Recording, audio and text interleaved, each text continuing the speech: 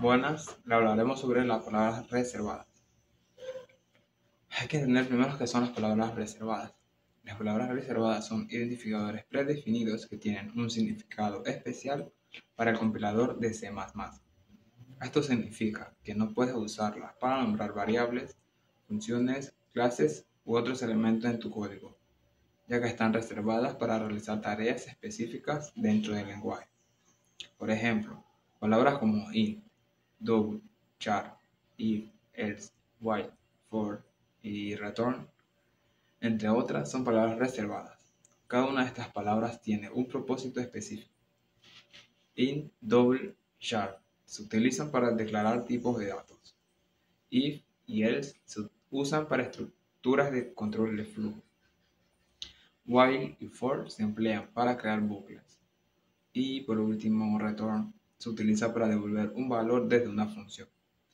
Estas palabras son fundamentales porque le dicen al compilador cómo debe interpretar y ejecutar el código.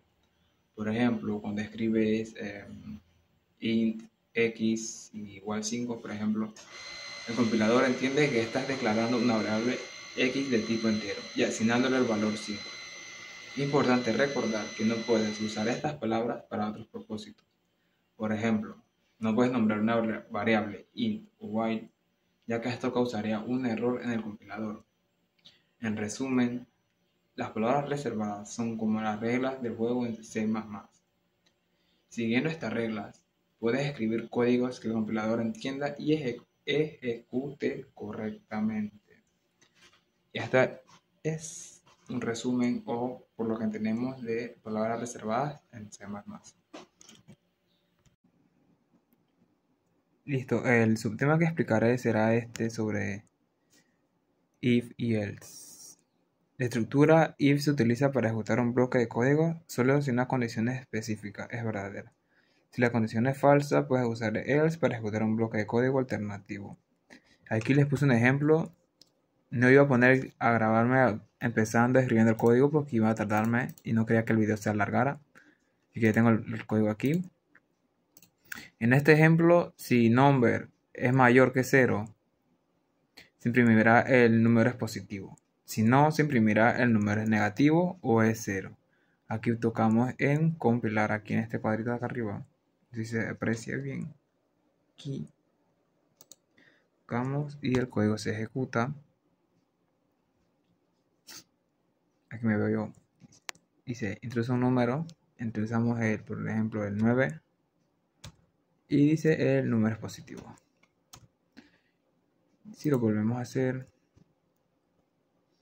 y introducimos no sé, el 7 por ejemplo, el número es positivo. Y ahí está el ejemplo. Bienvenidos al video de hoy. Vamos a hablar sobre dos palabras claves muy útiles en programación, como es switch y case. Estas se utilizan para tomar decisiones basadas en el valor de una variable, de manera rápida, de manera rápida y clara. Imagina que tenemos una variable que almacena días de la semana. Dependiendo del día, queremos mostrar un mensaje diferente. Podríamos usar varias sentencias de if y else, pero hay una forma más sencilla que es usando estas dos palabras, que es switch y case. Como vemos aquí en el ejemplo, tenemos la variable de día que contiene el valor y con switch estamos verificando ese valor. El valor pues de día. Cada que representamos una posible opción, si el valor es 1, se mostrará lunes. Si el valor es 2, se mostrará martes. Si el valor es 3, se mostrará miércoles y así sucesivamente. Como aquí lo podemos estar viendo. Dependiendo del valor, va a cambiar el día.